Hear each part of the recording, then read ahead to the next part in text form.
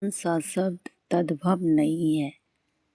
इन कौन सा नहीं है? तो ये दिक नहीं है।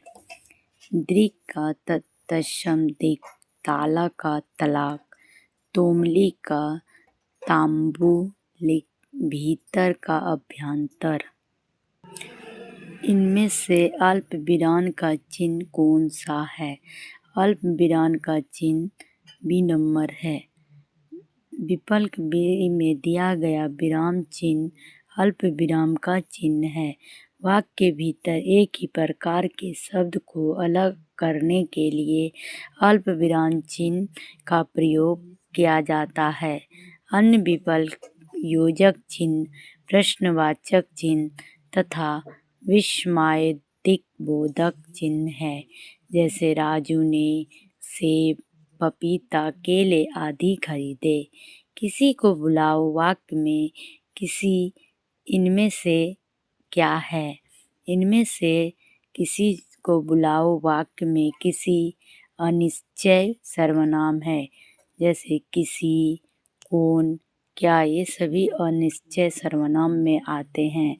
जिस सर्वनाम से किसी व्यक्ति या पदार्थ का निश्चित का बोध न हो उसे अनिश्चय सर्वनाम कहते हैं। जैसे दुकान पर कोई आया, दरवाजा पर कोई आया, ये सभी अनिश्चय के बारे में है।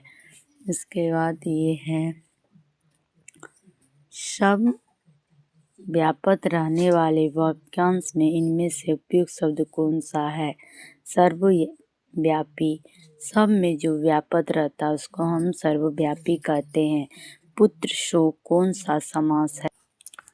पुत्र शोक में तत्पुरुष समास है। तत्पुरुष समास में उत्तर पद के प्रधान होती है। कर्ता कारक एवं संबोधक कारक के अतिरिक्त अन्य सभी कारक में विभक्तियों का लोप कर तत्पुरुष समासिक शब्द बनता है।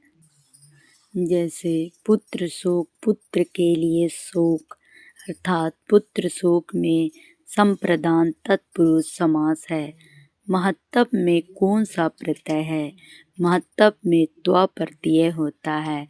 महत्तव में त्व प्रत्यय का प्रयोग हुआ है। प्रत्यय वे शब्दांश होते हैं जो किसी शब्द के अंत में जुड़कर उसके अर्थ में विशेषता ला दे। वह त्व प्रत्यय से बने शब्द इस प्रकार हैं: त्व, महत्तव, गुरुत्व, लघुत्व, व्यक्ति, देवत्व और अपनत्व आदि हैं।